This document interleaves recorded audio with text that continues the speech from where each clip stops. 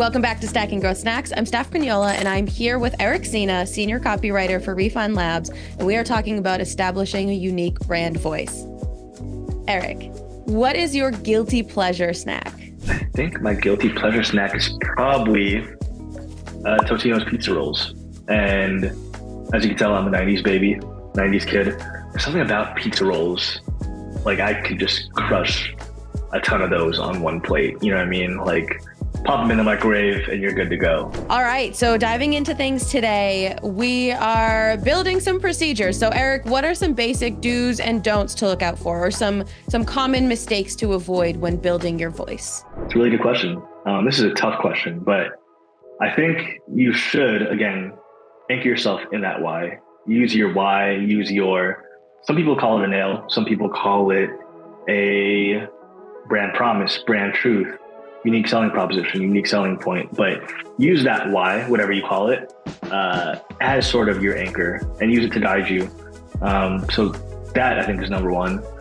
But I think don't just rely on what other people are doing. Again, if you look into competitive research way too much, you're just going to sound like everyone else and you're not going to be distinct. You're not going to stand out, not going to have that unique voice. And so it's just a matter of, all right, can you scout the landscape a little bit? Cool.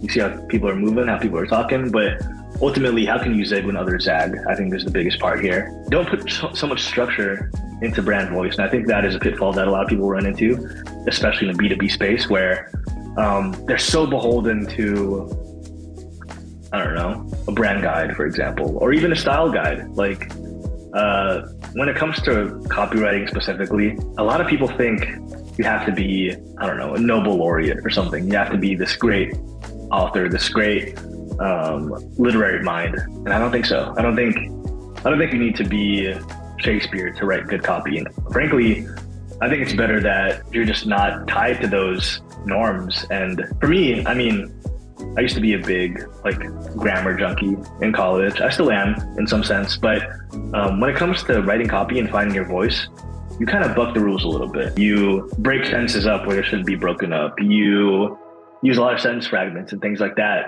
But ultimately, I think, it's just about writing true to how you are, writing true to who your audience is, and going from there. Okay, and in terms of resources, do you build an actual digital repository with style examples, words to stay away from, like the no words, or some that you want to use consistently to pepper into your writing? I'm glad you asked this because I actually have a thing, and I don't know how long I've been doing it, but probably at least 5-6 years now.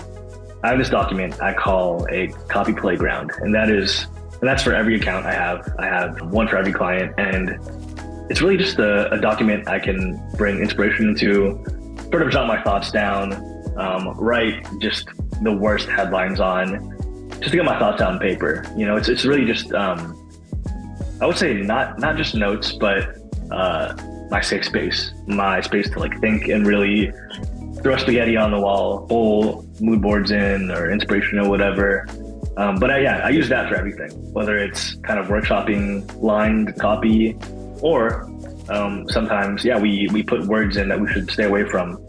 I put that in my copy playground. I put some sort of brand rules in there. So things I should look out for and things like that. But ultimately my copy playground is my Bible for the brands I work with. And so I don't think it's necessary, but I think it's helpful. Erik, this has been incredibly valuable information. I am so excited and so grateful that you took the time to talk with us. Thank you so much for coming out, and make sure y'all to check out his work in the Vault. If you're not already a Vault customer, check it out, refinelabs.com/the Vault, and you can get more of Erik's amazing insight into copywriting. Thank y'all so much for watching. We'll see y'all next week.